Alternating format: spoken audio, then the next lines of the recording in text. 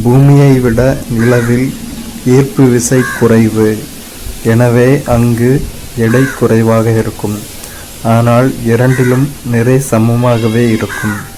நிலவின் ஈர்ப்பு விசை புவியின் ஈர்ப்பு விசையைப் போல 1/6 இருப்பதால் நிலவில் ஒரு பொருளின் எடை பூமியில் உள்ளதை விட 6 மடங்கு குறைவாகவே இருக்கும்.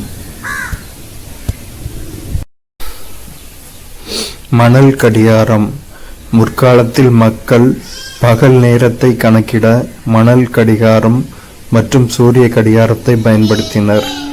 தரையில் நடப்பட்ட ஒரு குச்சியின் நிழலினை கொண்டும் நேரத்தை கணக்கிட முடியும். மணல் நிரப்பப்பட்ட சிறிய துளையுடைய பாத்திரத்தை கொண்டும் காலத்தை கணக்கிடலாம். அந்த பாத்திரத்தில் உள்ள மணலானது கீழே விழ ஆரம்பிக்கும். இதனை பயன்படுத்தி காலத்தை கணக்கிடலாம். ஸோ மணல் கடிகாரம் இப்படி தான் இருக்கும். ரெண்டு கண்ணாடி மாதிரி இருக்கும். மேலே உள்ள இதிலிருந்து மண் ஃபுல்லாக ஃபில் பண்ணி வச்சுருப்பாங்க. உள்ளே இருக்கிற சின்ன துளை மூலமாக மண் கீழே விழ ஆரம்பிக்கும். கீழே விழுற நேரத்தை வச்சு அதோட நேரத்தை கணக்கிடுவாங்க. இதுதான் மணல் கடிகாரத்தோட பிரின்சிபல். ஓடோமீட்டர் என்பது தானியங்கி வாகனங்கள் கடக்கும் தொலைவை கணக்கிடுவதற்கு பயன்படுத்தப்படும் ஒரு கருவியாகும். மெட்ரிக் முறை அலகுகள் அல்லது திட்ட அலகுகள் 1790 பிரெஞ்சு நாட்டினரால் உருவாக்கப்பட்டது. தற்காலத்தில் நீளத்தை அளவிட பயன்படுத்தப்படும் அளவுகோல் 16ஆம் நூற்றாண்டில் வில்லியம் பெட்வெல் என்ற அறிவியல் அறிஞரால் கண்டுபிடிக்கப்பட்டது. பிரான்ஸ் நாட்டின் தலைநகர் பாரிஸில் உள்ள எடைகள் மற்றும் அளவீடுகளுக்கான அனைத்துலக நிறுவனத்தில் பிளாட்டினம் இரிடியம் லோக கலவையிலான படித்தர மீட்டர் கம்பி ஒன்று வைக்கப்பட்டுள்ளது. இந்த மீட்டர் கம்பியின் நகல் ஒன்று டெல்லியில் உள்ள தேசிய இயற்பியல் ஆய்வகத்தில் வைக்கப்பட்டுள்ளது.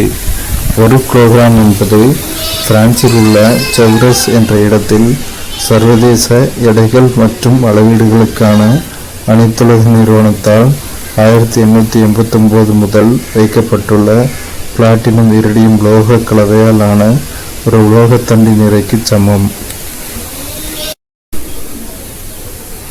பொருட்களின் மீது உயிருள்ள அல்லது உயிரற்ற காரணிகளால் செயல்படுத்தப்படும் தள்ளுதல் அல்லது இழுத்தல் செயல்களை விசை என அழைக்கப்படுகிறது. ஸோ விசைனா என்னன்னா, பொருட்கள் மேலே உயிரோடு இருக்கிற அல்லது உயிரற்ற காரணிகளால் செயல்படுத்தப்படுகின்ற தள்ளுதல் அல்லது இழுத்தல் செயல்கள். இதைத்தான் நம்ம விசைன்னு சொல்கிறோம். அலைவானது அதிவேகமாக நடைபெறும் போது நாம் அந்த இயக்கத்தினை அதிர்வுறுதல் என அழைக்கிறோம். அலைவு இயக்கம் அனைத்துமே கால ஒழுங்கு இயக்கமாக அமையும். ஆனால் கால ஒழுங்கு இயக்கங்கள் அனைத்தும் அலைவு இயக்கமாக காணப்படாது. ஓரலகு காலத்தில் ஒரு பொருள் கடந்த தூரமே அதன் வேகமாகும். ஒரு பொருளானது d தொலைவினை t கால இடைவெளியில் கடந்தால் வேகம் s கடந்த தொலைவு d by எடுத்துக்கொண்ட காலம் t is equal to d/t.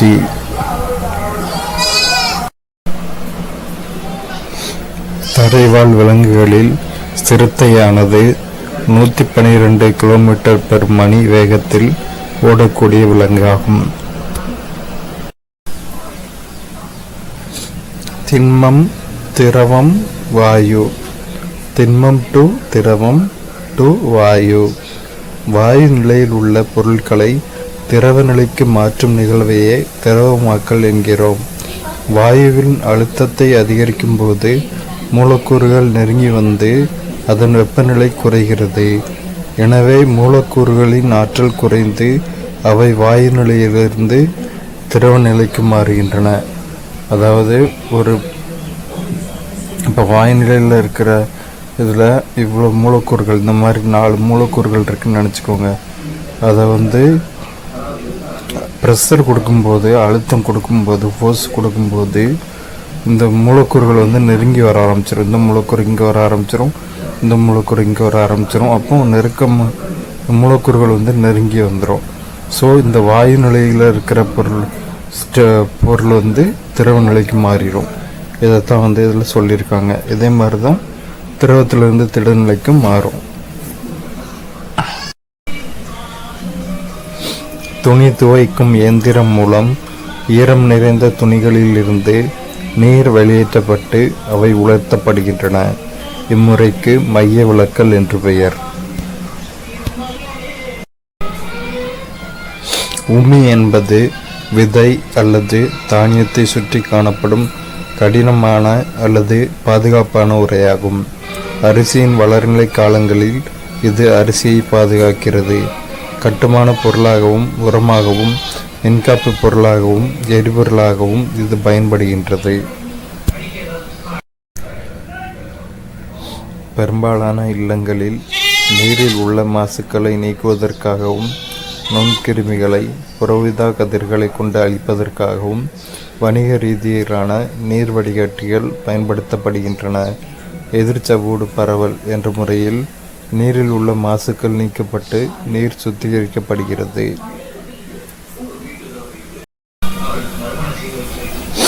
Victoria அமேசோனிகா என்ற தாவரத்தின் இலைகள் 3 மீட்டர் விட்டம் வரை வளரக்கூடியவை. நன்கு வளர்ச்சியடைந்த இலையின் மேற்பரப்பு 45 கிலோகிராம் எடை அல்லது அதற்கு இணையான ஒருவரை தாங்கும் திறன் கொண்டது. ஸோ இந்த தாவரம் நீர்வாழ் தாவரம். இதோட இலையோட விட்டம் எவ்வளோ இருக்குமானா 3 மீட்டர் இருக்குமா.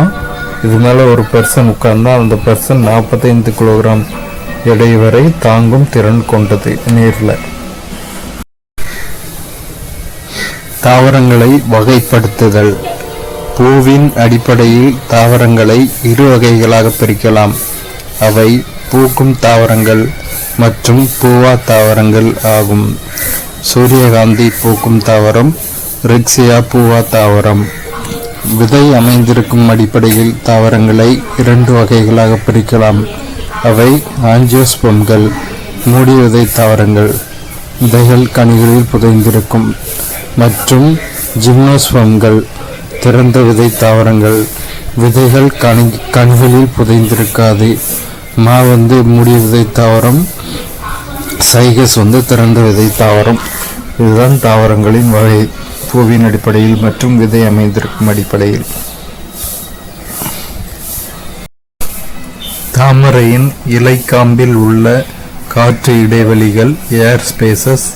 அவை நீரில் மிதக்க உதவுகின்றன. ஸோ இதான் தாமரையோட இலைக்காம்பு.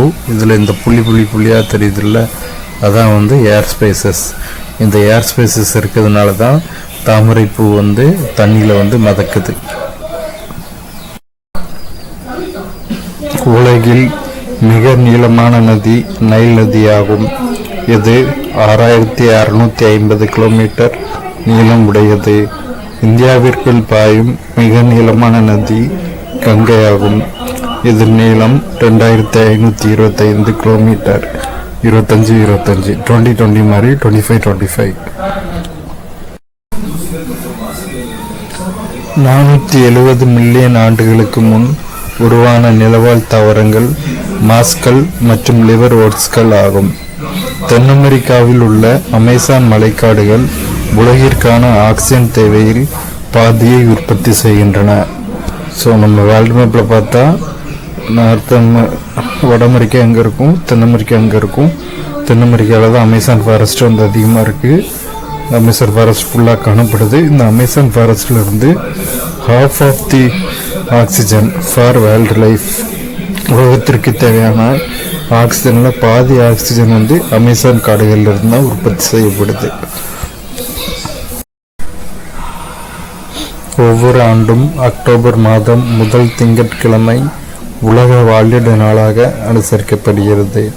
ஸோ உலக வாழ்விட நாள் எப்போனா அக்டோபர் மந்தில் ஃபஸ்ட்டு மண்டே. மணல் குன்றுகளால் ஆன மிகப்பெரிய பாலைவனமான தார் பாலைவனம் இந்திய துணைக்கண்டத்தில் உள்ளது. இதன் ஒரு பகுதி வடமேற்கு இந்தியாவில் உள்ள ராஜஸ்தானிலும் மற்றொரு பகுதி கிழக்கு பாகிஸ்தானில் உள்ள பஞ்சாப் மற்றும் சிந்து மாகாணத்திலும் காணப்படுகிறது. ஒருசல் உயிரிகள் மற்றும் பலசல் உயிரிகள் இடையே உள்ள வேறுபாடுகள். ஒருசல் உயிரிகள், பலசல் உயிரிகள். ஒருசல் உயிரிகள் ஒரு செல்லால் ஆனவை. பலசல் உயிரிகள் பல செல்களால் ஆனவை. ஒருசல் உயிரிகளில் ஒரு செல்லே வாழ்க்கை செயல்கள் அனைத்தையும் மேற்கொள்கிறது. பலசல் உயிரிகளில் செல்களுக்கிடையே பணிகள் பிரிக்கப்படுகின்றன. வெவ்வேறு செல்கள் வெவ்வேறு செயல்களை செய்வதற்கேற்ப சிறப்பு அம்சங்களை பெற்றுள்ளன. ஒருசல் உயிரிகள் பொதுவாக இவை அளவில் மிகச் சிறியவை, நுண்ணோக்கியால் மட்டுமே பார்க்க இயலும். ஒருசல் உயிரிகளை மைக்ரோஸ்கோப்பில் மட்டும்தான் பார்க்க முடியும். பலசல் உயிரிகள் பொதுவாக அளவில் பெரியவை, கண்களால் பார்க்க இயலும். பலசல் உயிரிகளை வெறும் கண்களாலேயே நம்ம பார்க்க முடியும். ஒருசல் உயிரிகளில் திசுக்கள், உறுப்புக்கள் மற்றும் உறுப்பு மண்டலங்கள் கிடையாது. பலசல் உயிரிகளில் திசுக்கள், உறுப்புக்கள் மற்றும் உறுப்பு மண்டலங்கள் உள்ளன. ஒருசல் உயிரிகளில் செல்களின் அளவை அதிகரிப்பதன் மூலம் வளர்ச்சி நடைபெறுகிறது. எடுத்துக்காட்டு அமீபா, பாரமீசியம் மற்றும் யூக்ளினா. பலசல் உயிரிகளில் செல் பிரிவு மூலம் செல்களின் எண்ணிக்கை அதிகரித்து வளர்ச்சி நடைபெறுகிறது. எடுத்துக்காட்டு மண்புழு, மீன், தவளை, பல்லி மற்றும் மனிதன். பருவ மாறுபாட்டின் காரணமாக விலங்குகள் ஓரிடத்திலிருந்து வேறொரு இடத்திற்கு செல்வது வலசை போதல் எனப்படும். தமிழ்நாட்டில் வேடந்தாங்கல், கோடியக்கரை மற்றும் கூந்தன்குளம் ஆகிய இடங்களில் பறவைகள் சரணாலயங்கள் காணப்படுகின்றன. இந்த லைனில் ஸ்பெல்லிங் மிஸ்டேக் இருக்கு. கூந்தன்குளம். பல பறவைகள் வெளிநாடுகளான சைபீரியா மற்றும் ரஷ்யாவிலிருந்து வேடந்தாங்கல் வருகின்றன. அதேபோல் கோடை மற்றும் வறட்சி அதிகமுள்ள காலங்களில் நம் நாட்டு பறவைகள் வெளிநாடுகளுக்கு வலசை போகின்றன. எனவே இவை வலசை போகும் பறவைகள் என்று அழைக்கப்படுகின்றன. சில விலங்குகள் அதிகப்படியான குளிரை தவிர்க்க அனைத்து செயல்பாடுகளையும் நிறுத்தி கொண்டு உறக்கத்தில் ஈடுபடுகின்றன. இந்நிலைக்கு குளிர்கால உறக்கம், எஸ்டிவேஷன் என்று பெயர். எடுத்துக்காட்டு ஆமை. அதேவேளை சில விலங்குகள் அதிகப்படியான வெப்பத்தை தவிர்க்க அனைத்து செயல்பாடுகளையும் நிறுத்தி கொண்டு உறக்கத்தில் ஈடுபடுகின்றன. இந்நிலைக்கு கோடைகால உறக்கம், ஹைபர்னேஷன் என்று பெயர். எடுத்துக்காட்டு நத்தை. கங்காரு எலி எப்பொழுதும் நீர் அருந்துவதே இல்லை. அது தான் உண்ணும் விதைகளிலிருந்து நீரை பெறுகிறது. இந்த படத்தில் இருக்குல்ல, இதுதான் கங்காரு எலி. இந்த எலி தண்ணி குடிக்காது, அது சாப்பிட்ற விதைகளிலிருந்தே தண்ணியை பெறுது. கார்போஹைட்ரேட்டுகளின் வகைகள். கார்போஹைட்ரேட்டுகளின் நிலை. மூலப்பொருட்கள்: சர்க்கரை, பழங்கள், தேன், கரும்பு சர்க்கரை, பீட்ரூட். ஸ்டார்ச்: அரிசி, சோளம், உருளைக்கிழங்கு மற்றும் பிற. நார்ச்சத்து உணவு: முழுதானியங்கள், கொட்டை உணவுகள் மற்றும் பிற. அதிகமான புரதம் உள்ள உணவு சோயாபீன்ஸ் ஆகும். அதிகமான புரதம் உள்ள உணவு இது சோயாபீன்ஸ். இந்த படத்தில் இருக்குல்ல, இந்த படத்தில் இதான் சோயாபீன்ஸ். நெல்லிக்கனிகளில் ஆரஞ்சு பழங்களை விட 20 மடங்கு அதிக வைட்டமின் சி காணப்படுகிறது. நெல்லிக்காயில் ஆரஞ்சு பழத்தை விட 20 மடங்கு வைட்டமின் சி இருக்கு. உண்மை கோப்பு: சூரிய வெப்ப கதிர்வீச்சிலிருந்து பாதுகாக்கும் கலங்கிகள், சன்ஸ்கிரீன் லோஷன் தோலின் வைட்டமின் டி உற்பத்தியை 95% குறைக்கிறது. எனவே வைட்டமின் டி குறைபாட்டு நோய் ஏற்படுகிறது.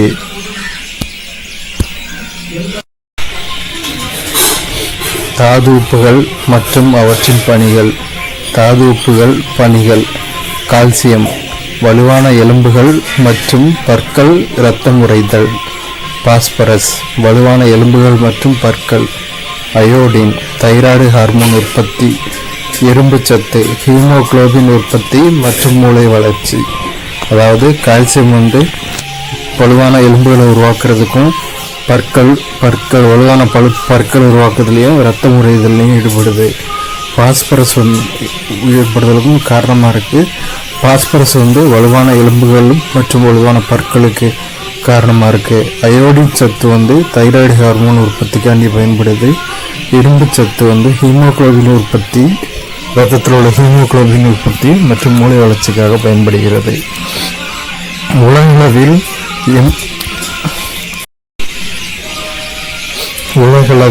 80% முருங்கைக்கீரை உற்பத்தி இந்தியாவில் தான் உள்ளது.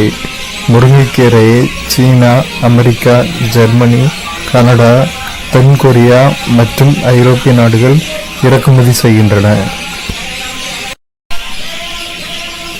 உண்மைக்கோப்பு முருங்கைக்கீரையில் vitamin A, vitamin C, potassium, calcium, இரும்பு சத்து மற்றும் புரதம் ஆகியவை நிறைந்து காணப்படுகின்றன. இது ஆக்சிஜனேற்ற தடுப்பானாகவும் உள்ளது. சமீபத்தில் இந்தியாவில் நடத்தப்பட்ட ஆய்வின்படி 14.4 மில்லியன் குழந்தைகள் உடல் பருமனுடன் இருப்பதாக தெரிய வந்துள்ளது. இந்த வகையில் இந்தியா சீனாவிற்கு அடுத்ததாக அதிக எண்ணிக்கையில் உடல் பருமன் உடையவர்களை கொண்ட நாடுகளுடன் 2வது இடத்தில் உள்ளது.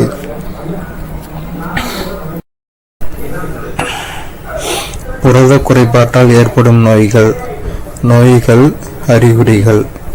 குவாசியோர்கர் வளர்ச்சி குறைபாடு, முகம், கால்களில் வீக்கம், வயிற்றுப்போக்கு மற்றும் உப்பிய வயிறு. மராஸ்மஸ் அறிகுறிகள் மெலிந்த உடல், மெதுவான உடல் வளர்ச்சி.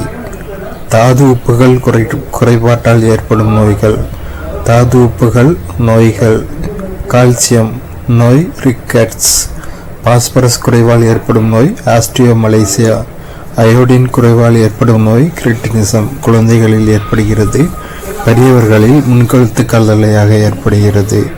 இரும்பு சத்து குறைபாட்டால் ஏற்படும் நோய் இரத்த சோகை. நோய் என்பது குறிப்பிட்ட அடையாளங்கள் மற்றும் அறிகுறிகளை கொண்ட உடல் செயலியல் நிகழ்வு ஆகும். கோளாறு என்பது உடல் செயல்பாடுகளில் ஏற்படும் ஒழுங்கற்ற தன்மையாகும். பாக்டீரியா நோய்கள் பரவும் முறை. காலரா அல்லது வயிற்றுப்போக்கு, அசுத்தமான நீர்.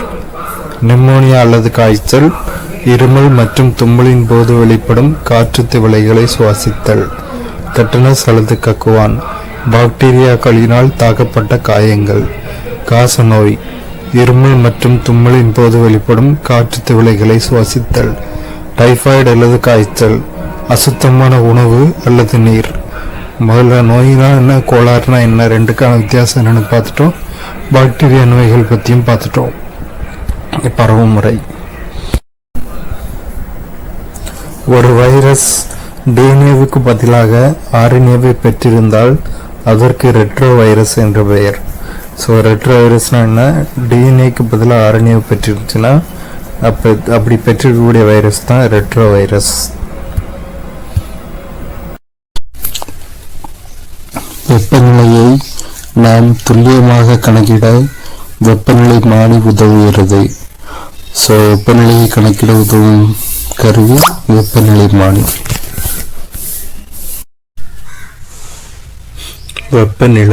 வெப்பநிலையின் வரையறை.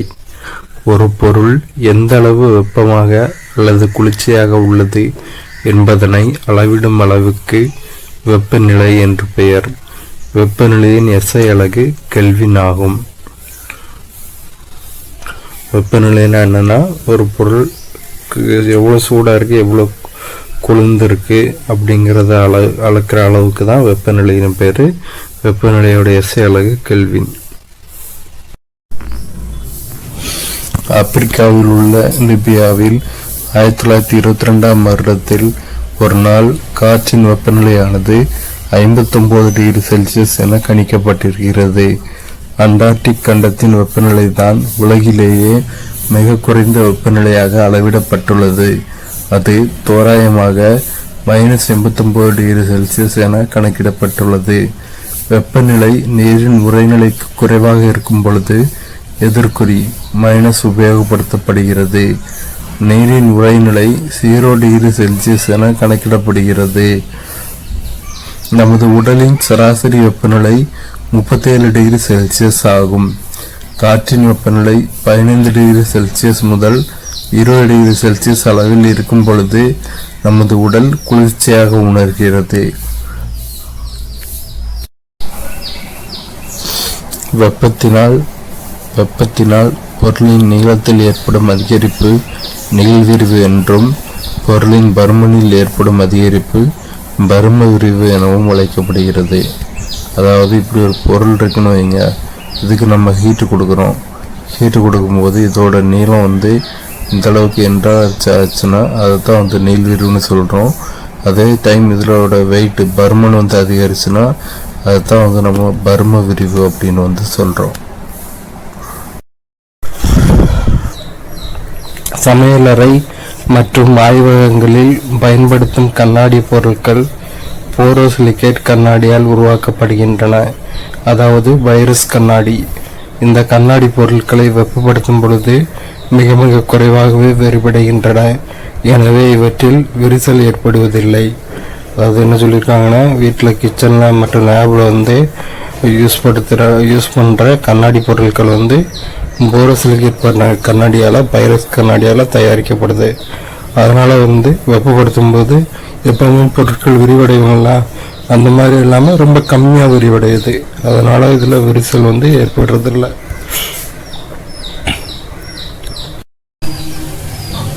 மின்சுற்றின் வகைகள்: எளிய மின்சுற்று, தொடர் இணைப்பு, பக்க இணைப்பு. ஈல் எனும் ஒரு வகை மீன் மின்சாரத்தை உருவாக்கும் திறன் கொண்டது. இவை மின்னதிர்வை வெளியிட்டு எதிரிகளிடமிருந்து தங்களை காத்து கொள்ளவும் தங்களது உணவை பிடிக்கவும் செய்கின்றன. இந்த படத்தில் கொடுத்துருக்குல்ல, இதுதான் ஈல் மீன். இந்த படத்தில் கொடுத்துருக்கிறது தான் ஈல் மீன். இது கரண்ட் ப்ரொடியூஸ் பண்ணுற கெப்பாசிட்டி கொண்டது. இது கரண்ட் அதிர்வை ஏற்படுத்தி எதிரி மீன் தனக்கு காத்துக்கிடுது, தங்களோட உணவை கேட்ச் பண்ணவும் செய்யுது.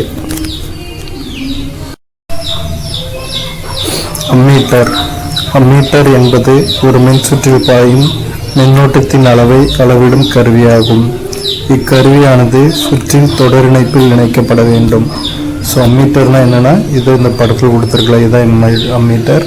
ஒரு கரண்ட் சர்க்குலேஷனில் கரண்ட் எவ்வளோ போகுது அப்படிங்கிறத மெஷர் பண்ணுறதுக்கு பயன்படுத்துகிற கருவி தான் அம்மீட்டர். இது எப்போவுமே தொடர் இணைப்பில் சீரியஸ் கனெக்ஷனில் தான் மாட்டப்பட்டிருக்கணும்.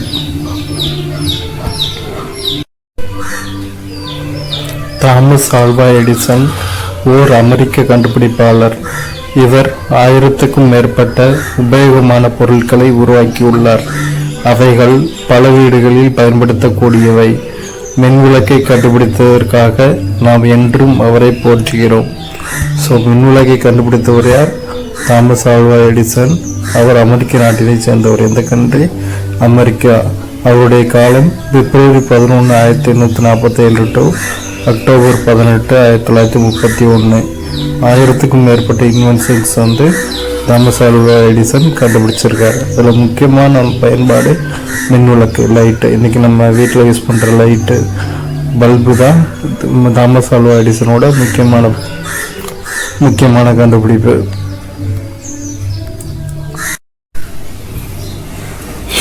நீரின் நிலை மாற்றங்களும் அவற்றின் பெயர்களும். மாற்றம் முறை: பனிக்கட்டியை வெப்பப்படுத்தி நீராக மாற்றுதல், உருகுதல். பனிக்கட்டியை ஹீட் பண்ணி நீராக மாற்றினோம்னா அது உருகுதல். நீரை வெப்பப்படுத்தி நீராவியாக மாற்றுதல், ஆவியாதல். வாட்டரை சூடு பண்ணி ஆவியாக மாற்றினோம்னா அதுக்கு பேர் ஆவியாதல். நீராவியை குளிர்வித்து நீராக மாற்றுதல், ஆவி சுருங்குதல். அந்த நீராவியை திரும்பியும் குளிர்விச்சு நீராக மாற்றினா ஆவி சுருங்குதல். நீரை குளிர்வித்து பனிக்கட்டியாக மாற்றுதல், உறைதல். உறைதல்னா என்னன்னா, தண்ணியை கூல் பண்ணி திரும்ப பனிக்கட்டியாக மாற்றினா அது உறைதல். ஒரு திடப்பொருளை வெப்பப்படுத்தும் பொழுது திரவமாகாமல் நேரடியாக வாயுநிலைக்கு மாறுவது பதங்கமாதல் எனப்படும். உதாரணம் கற்பூரம். அதாவது சூடத்தை நம்ம கொளுத்தும் போது அது சாலிட் ஸ்டேட்ல இருந்து நேராக கேஸ் ஸ்டேட்டுக்கு போயிடும், லிக்விட் ஸ்டேட்டுக்கு இடையில போகாது. இதுதான் பதங்கமாதல் அப்படின்னு சொல்றோம், சப்ளிமேஷன். நீர் ஒரு பொது கரைப்பான். அது பெரும்பாலான பொருட்களை கரைக்கிறது. அதாவது தண்ணியில எந்த ஒரு பொருளையும் கரைக்கலாம். அதனால அது பொது கரைப்பான் அப்படி அல்லது சர்வ கரைப்பான் அப்படின்னு அழைக்கப்படுது. தண்ணியில மேக்சிமமான எல்லா வகையான பொருட்களையும் கரைக்கலாம். இயற்பியல் மாற்றம், வேதியியல் மாற்றம் இரண்டுக்கான வேறுபாடு. இயற்பியல் மாற்றத்தில் புதிய பொருட்கள் உருவாவதில்லை. வேதியியல் மாற்றத்தில் புதிய பொருட்கள் உருவாகின்றன. இயற்பியல் மாற்றத்தில் வேதியியல் மாற்றம் ஏற்படாது. வேதியியல் மாற்றத்தில் வேதியியல் மாற்றம் ஏற்படும்.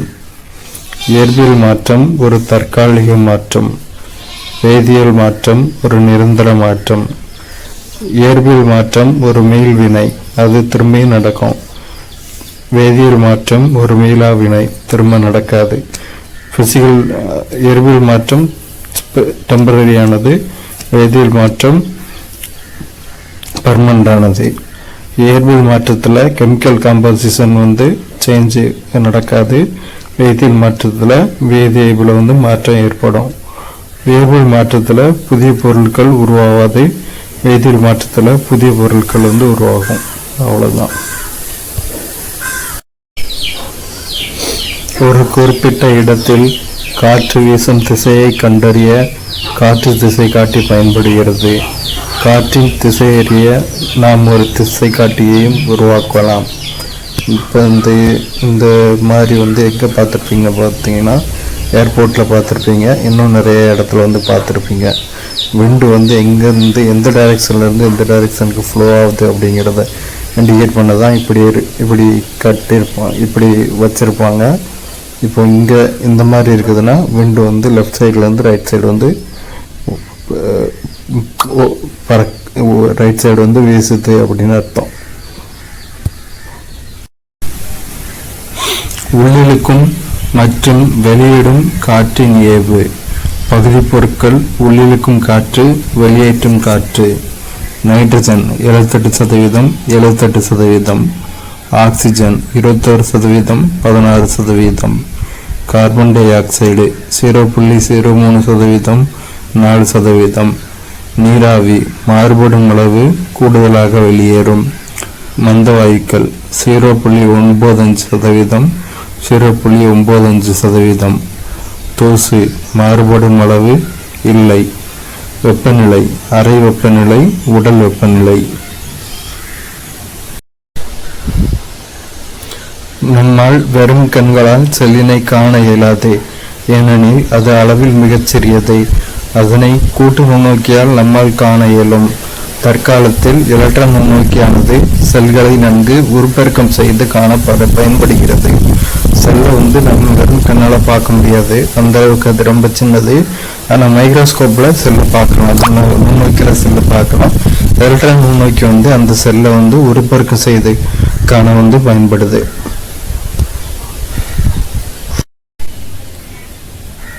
செல்லின் அளவிற்கும் உயிரினத்தின் அளவிற்கும் யாதொரு தொடர்பும் இல்லை. உதாரணமாக, யானையின் செல் சுண்டலியின் செல்லை விட மிகப்பெரியதாக இருக்க வேண்டும் என்ற அவசியம் இல்லை. அதாவது செல் எந்த பெரிய உயிரினத்தினாலும் சரி, சின்ன உயிரினத்தினாலும் சரி, பெரிய உயிரினம்னா பெரிய செல்லா இருக்கும், பெரிய அளவு பெருசா இருக்கும். சின்ன உயிரினம்னா சின்னதா இருக்கும் அப்படின்னு கிடையாது. செல்லோட அளவுக்கும் அதுக்கும் சம்பந்தம் இல்லை. செல்லோட அளவுக்கும் உயிரினத்தோட அளவுக்கும் சம்பந்தம் இல்லை. இதுதான் கொடுத்துருக்காங்க.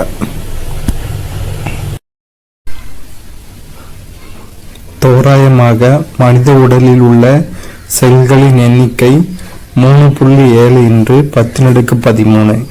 அதாவது தோராயமா மனித உடம்புல எவ்வளவு செல்ஸ் இருக்குன்னா 3.7 × 10⁻13. புரோகாரியாட்டிக் மற்றும் யூகாரியாட்டிக் செல்களுக்கிடையே உள்ள வேறுபாடுகள். புரோகாரியாட்டிக் செல், யூகாரியாட்டிக் செல் 1 முதல் 2 மைக்ரான் விட்டம் கொண்டவை. Prokaryotic cell diameter 1 to 2 micron. Eukaryotic cell 10 முதல் 100 மைக்ரான் விட்டம் கொண்டவை. யூகாரியாட்டிக் செல்லோட டயாமீட்டர் 10 to 100 மைக்ரான். புரோகாரியாட்டிக் செல்களில் செல் நுண்ணுறுப்புகளை சுற்றி சவ்வு காணப்படுவதில்லை. செல் சவ்வு புரோகாரியாட்டிக் செல்ல காணப்படுறதில்லை. யூகாரியாட்டிக் செல்களை சுற்றி செல் நுண்ணுறுப்புகளை சுற்றி சவ்வு காணப்படுகின்றது. யூகாரியாட்டிக் செல்ல செல் சவ்வு காணப்படுது. புரோகாரியாட்டிக் செல் தெளிவற்ற உட்கரு கொண்டவை. புரோகாரியாட்டிக் செல்ல தெளிவான உட்கரு கிடையாது. யூகாரியாட்டிக் செல் தெளிவான உட்கரு கொண்டவை. புரோகாரியாட்டிக் செல்களில் நியூக்ளியோலஸ் காணப்படுவதில்லை. புரோகாரியாட்டிக் செல்ல நியூக்ளியோலஸ் இருக்காது. யூகாரியாட்டிக் செல்களில் நியூக்ளியோலஸ் காணப்படும். ஒரு தனி எலும்பு வளையாது. பல்வேறு எலும்புகள் முழங்கையில் இணைந்து கையை மடக்க உதவுகின்றன. எலும்பு எப்பவுமே வளையாது. ஆனால் பல்வேறு எலும்புகள் பிணைப்பில் இருக்கிறதுனால கையை மடக்க முடியுது. நம்மளால வளைக்க முடியாது, கையை மடக்க முடியாது. பல்வேறு எலும்புகளோட இணைப்பினால ஒரு தனி எலும்பு எப்பவுமே வளையாது.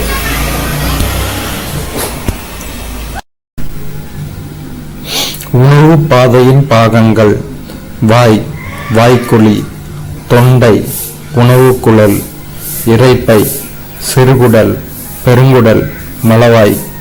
செரிமான சுரப்பிகள்: உமிழ்நீர் சுரப்பிகள், இரைப்பை சுரப்பிகள், கல்லீரல், கணையம், குடல் சுரப்பிகள். மனிதனின் ஒவ்வொரு நுரையீரலும் ஏறக்குறைய 300 மில்லியன் நுண்காற்று பைகள் உள்ளன. கொட்டாய் விடுதல் மூலம் நாம் அதிக அளவு ஆக்சிஜனை உள்வாங்கி அதிக அளவு கார்பன் டை ஆக்சைடு வெளியிடுகிறோம். மனிதனோட நுரையீரல்ல 300 மில்லியன் நுண்காற்று பைகள் இருக்கு.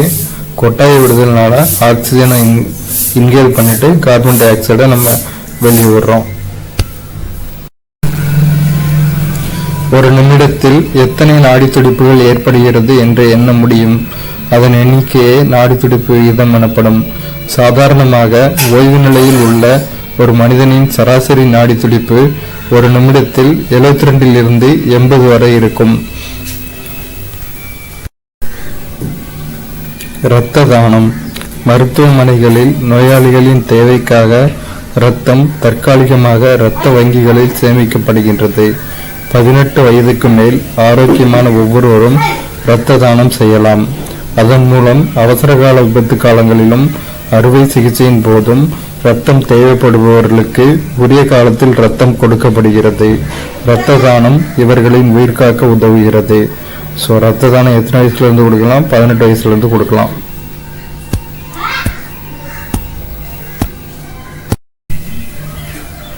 மூளையில் 100 மில்லியனுக்கும் அதிகமான தகவல்களை ஒருவர் வாழ்நாளில் சேமித்து வைக்க முடியும் என்று கூறப்படுகிறது. நம் உணர்வுறுப்புகளை பாதுகாத்துக் கொள்ள நாம் செய்ய வேண்டியவை: மிக அதிகமான ஒளியிலோ அல்லது மிக குறைந்த ஒளியிலோ, மேலும் நகரும் வாகனத்தில் செல்லும் பொழுதோ படிக்க வேண்டாம். தொலைக்காட்சி, கணினி, செல்பேசி, மடிக்கணினி போன்ற ஒளித்திரைகளை அதிக நேரம் தொடர்ந்து பயன்படுத்துவதை தவிர்க்கவும். நம் கண்களை மிக கடினமாக தேய்க்க வேண்டாம். கண்ணில் உள்ள தூசிகளை அகற்ற தினந்தோறும் 2 அல்லது 3 முறை தூய்மையான தண்ணீர் கொண்டு நம் கண்களை மென்மையாக சுத்தம் செய்யவும். செவிகள் கடுமையான அடி அல்லது தாக்குதல் போன்ற நிகழ்ச்சிகளிலிருந்து பாதுகாக்கப்பட வேண்டும். கொண்டை ஊசி, பல்குச்சி இவற்றை வைத்து செவிகளை சுத்தம் செய்வது ஆபத்தான செயல். எனவே இதனை தவிர்க்க வேண்டும். பட்செல்லாம் வச்சு காதில் கொடை. உங்கள் உணர்வு உறுப்புகளை பாதுகாத்துக் கொள்ளவும். நம் உணர்வு உறுப்பை பாதுகாத்துக் கொள்ள நாம் செய்ய வேண்டியவை: மிக அதிகமான ஒளியிலோ அல்லது மிக குறைந்த ஒளியிலோ, மேலும் நகருமான வாகனத்தில் செல்லும் பொழுதோ படிக்க வேண்டாம். தொலைக்காட்சி, கணினி, செல்பேசி, மடிக்கணினி போன்ற ஒளித்திரைகளை அதிக நேரம் தொடர்ந்து பயன்படுத்துவதை தவிர்க்கவும். நம் கண்களை மிக கடினமாக தேய்க்க வேண்டாம். கண்ணில் உள்ள தூசிகளை அகற்ற தினந்தோறும் 2 அல்லது 3 முறை தூய்மையான தண்ணீர் கொண்டு நம் கண்களை மென்மையாக சுத்தம் செய்யவும். செவிகள் கடுமையான அடி அல்லது தாக்குதல் போன்ற நிகழ்ச்சிகளிலிருந்து பாதுகாக்கப்பட வேண்டும். கொண்டை ஊசி, பல்குச்சி இவற்றை வைத்து செவிகளை சுத்தம் செய்வது ஆபத்தான செயல். எனவே இதனை தவிர்க்க வேண்டும். ஏனெனில் இதனால் காது செவு கிழிந்துவிடும், காது தொற்று ஏற்படும். அதாவது பட்ஸு, ஊக்கெலாம் யூஸ் பண்ணக்கூடாது, காதில் விட்டு குடையக்கூடாது. தினமும் தோலை சுத்தமாகவும் புத்துணர்ச்சியுடன் வைத்துக்கொள்ள தினமும் ஒரு முறையாவது குளிக்க வேண்டும். 2 வாட்டி குளித்தாலும் நல்லதுதான். நாளமில்லா சுரப்பிகள் இருப்பிடம்: பிட்யூட்டரி சுரப்பி மூளையின் அடிப்பகுதி, பீனியல் சுரப்பி மூளையின் அடிப்பகுதி, தைராய்டு சுரப்பி கழுத்து, தைமஸ் சுரப்பி மார்புக்கூடு, கணையம் வயிற்றின் அடிப்பகுதி, அட்ரினல் சுரப்பி சிறுநீரகத்தின் மேல், இனப்பெருக்க உறுப்புகள் இடுப்புக்குழி. காந்தத்தின் திசை காட்டும் பண்பு பல ஆண்டுகளாக திசையை அறிய பயன்படுத்தப்பட்டு வருகிறது. ஏறத்தாழ 800 ஆண்டுகளுக்கு முன்பு சீனர்கள் காந்த கற்களை கட்டி தொங்கவிட்டால் அவை வடக்கு தெற்கு திசையிலேயே ஓய்வு நிலைக்கு வருவதை கண்டறிந்தனர். காந்த தன்மையுடைய கற்களை கொண்டு திசை காட்டும் கருவிகள் செய்து பயன்படுத்தினர். சீன மாலுமிகள் தங்கள் படகுகளிலும் கப்பல்களிலும் இத்தகைய கற்களை கொண்டு புயல் காலங்களிலும் மூடுபனி காலங்களிலும் திசையை அறிந்து பாதுகாப்பான கடல் பயணங்களை மேற்கொண்டனர்.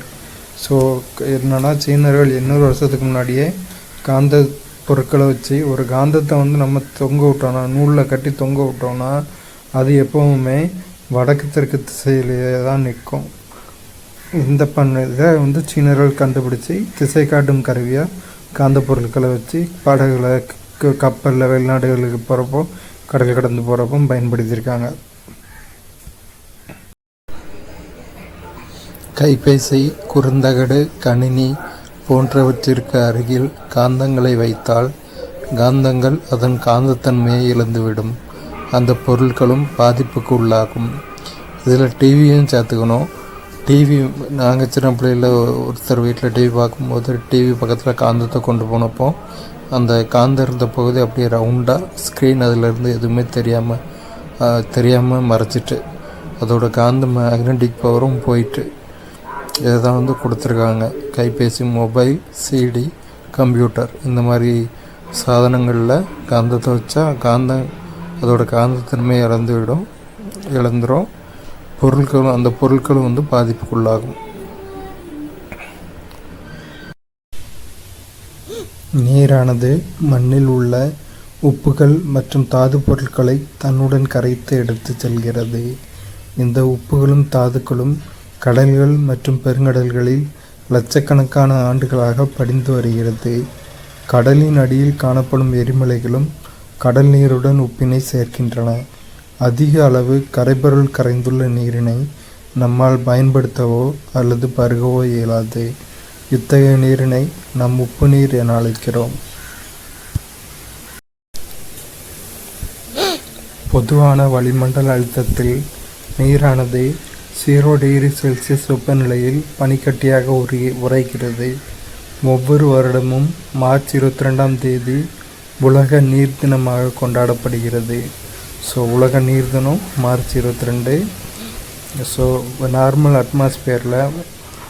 அட்மாஸ்பியரிக் ப்ரெஷரில் வாட்டர் 0 டிகிரி செல்சியஸில் பனிக்கட்டியாக இருக்கும், ஐஸ் க்யூபாக இருக்கும்.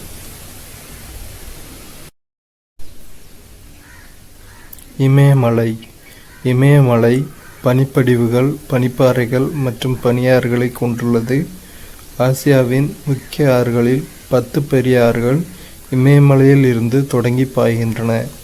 ஏறக்குறைய 100 கோடி மக்களின் வாழ்வாதாரமான நீர் தேவையை இவ்வாறுகள் பூர்த்தி செய்கின்றன. ஸோ இமயமலையில் பனியாறுகள் உற்பத்தி ஆகுது. ஆசியாவோட 10 முக்கிய ஆறுகள் இமயமலையிலே உற்பத்தி ஆகுது. இது மட்டுமே 100 கோடி மக்களோட வாழ்வாதாரத்தை பூர்த்தி செய்யுது.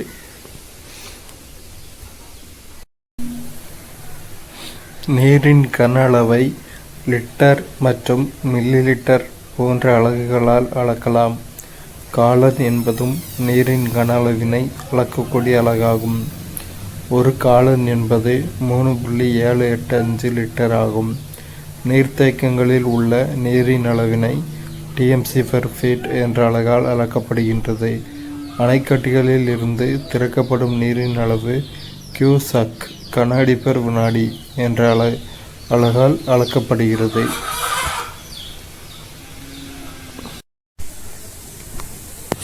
நீர்வாழ் விலங்குகள். பனிக்காலங்களில் குளிர்ந்த நாடுகளில் ஏரிகள் மற்றும் குளங்கள் குளிர்ச்சி அடைந்து நீரின் மேற்பரப்பில் திண்மநிலை பனிப்படலங்கள் உருவாகின்றன.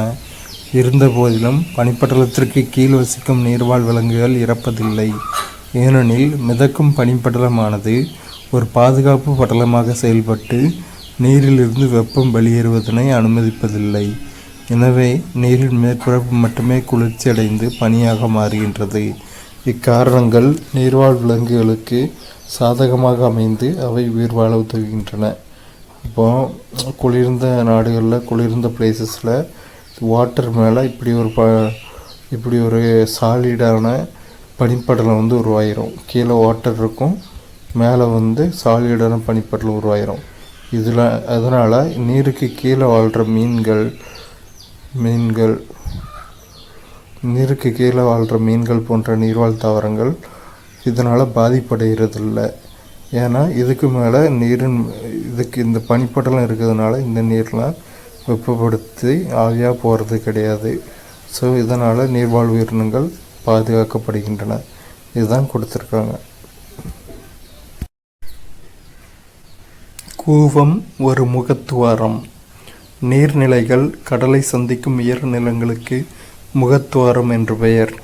இது நிலத்திலிருந்து நன்னீரும் கடலில் இருந்து உப்பு நீரும் சந்திக்கும் இடமாகும். சில தனித்தன்மையான தாவர மற்றும் விலங்கு வகைகளுக்கு உறைவிடமாக முகத்துவாரம் அமைகிறது. முகத்துவாரம்னா என்னென்னா, ஆறு போன்ற நீர்நிலைகள் கடலில் சந்திக்கிற இடம்தான் முகத்துவாரம் அப்படின்னு பேர். இதில் உப்பு நீரும் நன்னீரும் பிரிஞ்சிருக்கும். இந்த கூவர் ரிவரோட முகத்துவாரம் எங்கே இருக்குன்னா, நேப்பியர் பீச்சில் Marina beach, queen Mary's to துறைமுகம், சென்னை ஹார்பர் போகிற வழியில் இருக்குது. சரிங்களா? அந்த இடம் தான் இதில் கொடுத்துருக்காங்க, நேப்பியர் பீச். சதுப்பு நிலங்கள் என்பவை ஈரப்பதம் நிறைந்த காடுகள் ஆகும். அவை பெரிய ஆறுகளை சார்ந்தோ அல்லது பெரிய ஏரிகளின் கரைகளிலோ காணப்படும். சதுப்பு நில நீர் நன்னீராகவோ உவர்ப்பு நீராகவோ அல்லது கடல் நீராகவோ இருக்கலாம். உயிரினங்களுக்கு நன்னீரையும் ஆக்சிஜனையும் அளிப்பதில் சதுப்பு நிலங்கள் முக்கிய பங்கினை வகிக்கின்றன. சிதம்பரத்தினை அடுத்த பிச்சாவரம் சதுப்பு நில காடுகள், முத்துப்பேட்டை சதுப்பு நில காடுகள், சென்னையில் உள்ள பள்ளிக்கரணை சதுப்பு நிலம், காஞ்சிபுரத்தில் உள்ள செம்பரம்பாக்கம் சதுப்பு நிலம் ஆகியன தமிழ்நாட்டில் உள்ள சில சதுப்பு நிலங்களாகும். சதுப்பு நிலம்னா என்னென்னா, ஆறு, ஏரி இந்த மாதிரி நீர்நிலைகள் பக்கத்தில் தாவரங்கள் வளர்ந்து காணப்படும். மண் அங்கே சதுப்பு நில மண் காணப்படும். இதுதான் சதுப்பு நிலங்கள்னு ஒன்று சொல்கிறோம். இது ஈரப்பதம் நிறைந்த காடுகள். இந்த அளவுக்கு தண்ணி நன்னீராக இருக்கலாம், ஊர் நீராக இருக்கலாம், இல்லாட்டி கடல் நீராக இருக்கலாம். சதுப்பு நிலத்தில் நிறைய மரங்கள் இருக்கிறதுனால ஆக்சிஜன் ப்ரொடக்ஷன் நல்லா நடக்குது. ஸோ நன்னீரையும் ஆக்சிஜனையும் கொடுக்கறதுல சதுப்பு நிலங்கள் முக்கிய பங்கினை வகிக்குது. தமிழ்நாட்டில் இருக்க சதுப்பு நில காடுகள் எங்கெல்லாம்னா, பிச்சாவரம், முத்துப்பேட்டை, பள்ளிக்கரணை, செம்பரம்பாக்கம் இந்த இடங்கள்லாம் சதுப்பு நில காடுகள் காணப்படுது.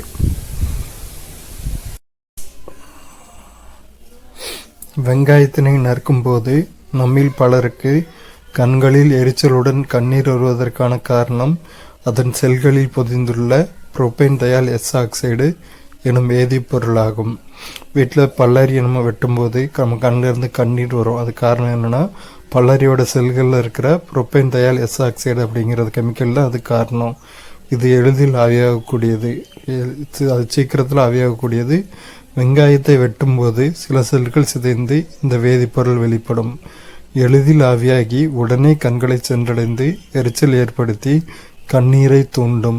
வெங்காயத்தை நசுக்கினால் கூடுதல் செல்கள் உடைந்து இந்த வேதிப்பொருள் அதிகமாக வெளிப்படும். வெங்காயத்தை நசுக்கணும்னா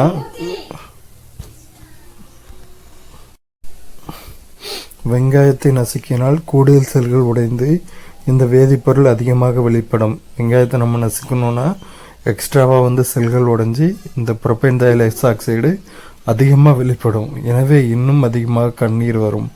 வெங்காயத்தை நீரில் நனைத்து நறுக்கும்போது நமக்கு எரிச்சல் குறைகின்றது. இதற்கான சொல்யூஷன் என்னன்னா, வெங்காயத்தை தண்ணீரில் நனைச்சி நம்ம வெட்டும்போது நமக்கு இந்த எரிச்சல் குறையும். அவ்வளோதான். மண்புழுக்கள் உயிரி கழிவுகள் அனைத்தையும் உணவாக உண்டு செரித்து வெளியேற்றுகின்றன. இத்தகைய மண் செழிப்பான தாவர வளர்ச்சிக்கு உதவுகிறது. இவ்வாறு மண்புழு விவசாயத்திற்கு பல்வேறு வகைகளில் உதவுவதால் இது உழவனின் நண்பன் எனவும் அழைக்கப்படுகிறது.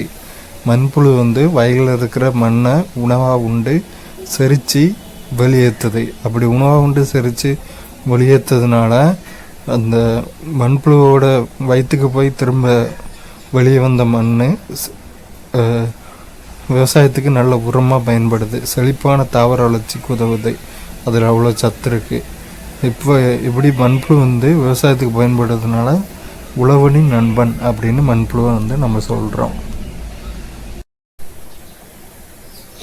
இங்கிலாந்து நாட்டைச் சேர்ந்த ஜோசப் அஸ்பெடின் என்பவர் 1824ஆம் ஆண்டு முதலில் சிமெண்டை கண்டுபிடித்தார். இது இங்கிலாந்து நாட்டில் உள்ள போர்ட்லாண்ட் எனும் இடத்தில் கிடைக்கும் சுண்ணாம்பு கல்லின் தன்மையை ஒத்திருந்ததால் போர்ட்லாண்ட் சிமெண்ட் என்று அழைக்கப்படுகிறது. சிமெண்டை கண்டுபிடித்தவர் இங்கிலாந்தைச் சேர்ந்த ஜோசப் அஸ்பெடின். கண்டுபிடித்த காலம் 1824ஆம் ஆண்டு. இது இங்கிலாந்தில் உள்ள போர்ட்லாண்ட் அப்படிங்கிற இடத்துல கிடைக்கிற சுண்ணாம்பு கல் மாதிரி தன்மையை ஒத்திருந்ததுனால போர்ட்லாண்ட் சிமெண்ட் அப்படின்னு சொல்கிறோம். நீர்வாழ் காட்சியகம் அக்வாரியம். மீன்கள், பிற நீர்வாழ் உயிரினங்கள் மற்றும் நீர்வாழ் தாவரங்களை பராமரிக்கும் இடம் நீர்வாழ் காட்சியகம் அக்வாரியம் எனப்படுகிறது. இது ஒரு சிறிய தொட்டியாகவோ அல்லது பல பெரிய தொட்டிகள் வைக்கப்பட்ட ஒரு கட்டிடமாகவோ இருக்கலாம். ஒரு சின்ன தொட்டிலேயோ பெரிய தொட்டிலேயோ மீன் வேறு தண்ணியில் வளரக்கூடிய நீர்வாழ் தாவரங்களை பராமரிக்க இடம் தான் நம்ம நீர்வாழ் காட்சியகம் அப்படின்னு சொல்கிறோம். அடுத்தது நிலவாழ் காட்சியகம் டெரேரியம். நிலவாழ் உயிரினங்கள் மற்றும் தாவரங்களை பராமரிக்கும் இடம் அல்லது அமைப்பு நிலவாழ் காட்சியகம் எனப்படுகிறது. இங்கு இயற்கையான சூழ்நிலை மண்டலத்தினை போல வடிவமைக்கப்பட்டு கட்டுப்படுத்தப்பட்ட சூழலில் விலங்குகளும் தாவரங்களும் காட்சிப்படுத்தப்படுகின்றன.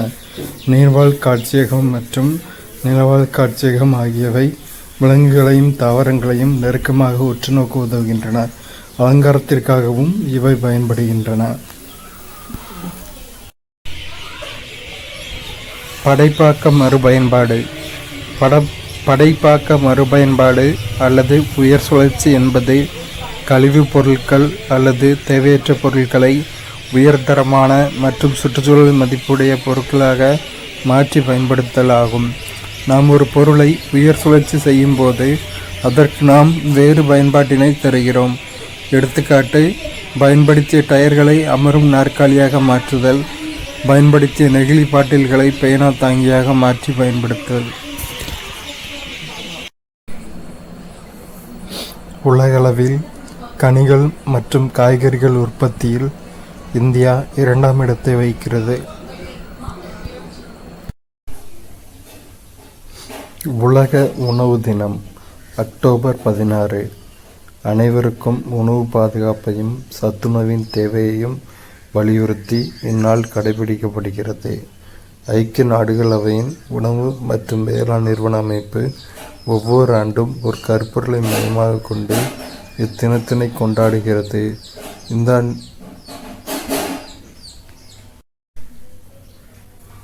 இந்தியாவில் மேற்கு வங்காளம், அஸ்ஸாம், ஒடிசா, பீகார், உத்தரப்பிரதேசம், திரிபுரா மற்றும் மேகாலயா ஆகிய 7 மாநிலங்களில் ஜனல் பயிரிடப்படுகின்றது. மேற்கு வங்காளம் மட்டும் இந்திய சணல் உற்பத்தியில் 50 விழுக்காடு உற்பத்தி செய்கிறது. மரக்கட்டைகளிலிருந்து மெல்லியதாக சீவி எடுக்கப்படுகின்ற மரத்தகடுகளை உரிய வகையில் ஒன்றின் மேலொன்று அடுக்கடுக்காக ஒட்டி உருவாக்கப்படுவதே ஒட்டுப்பலகை பிளைவுட் ஆகும். இது ஒரு வகை கூட்டு மரப்பலகை காம்போசைட் வுட் ஆகும். அது பிளைவுட்னா என்னென்னா மரத்துலேருந்து சீவி எடுக்கப்படுகின்ற சின்ன சின்ன தகடு மாதிரி மெல்லிசான இந்த அதாவது திக்னஸ் கம்மியாக இருக்கிற தகடு மாதிரி அதாவது ஒன்றுக்கு மேலே ஒன்று வச்சு உருவாக்கப்படுறது தான் பிளைவுட் ஒட்டுப்பலகை. அது ஒரு காம்போசைட் கூட்டு மரப்பலகை. பாலக்கீரை. மூட்டு முடக்குவாதம் என்பது அனைத்து வயதினருக்கும் மூட்டு மற்றும் முழங்கால் பாதிப்பை ஏற்படுத்தும் ஒரு நோயாகும். இந்த நோய்க்கான மருந்தினை பாலக்கீரையிலிருந்து தற்போது மத்திய மருந்து ஆராய்ச்சி நிறுவன விஞ்ஞானிகள் நானோ உருவாக்கத்தின் மூலம் உருவாக்கியுள்ளனர்.